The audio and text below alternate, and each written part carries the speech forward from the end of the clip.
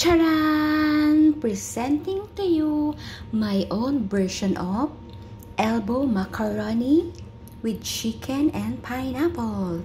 O, diba guys? Tapos ko na po siyang gawin. Ayan. Mega loud shout out sa aking sisi, Jazzy Rivera Mendoza. Ayan, gumawa na ako ng ating snacks on Sunday. Iyaan ang ating lalafangin by Sunday, ang macaroni salad. Gumawa na rin po ako kahapon ng coffee jelly.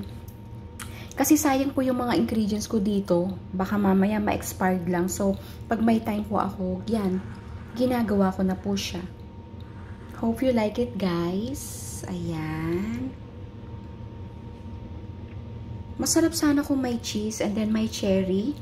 Then may konting raisins. Tapos maganda rin po dyan is lalagyan mo ng konting sibuyas. Pero hindi ko na po nilagyan. Ayan na lang po siya. So ayan. Thank you all for watching again. Have a great day.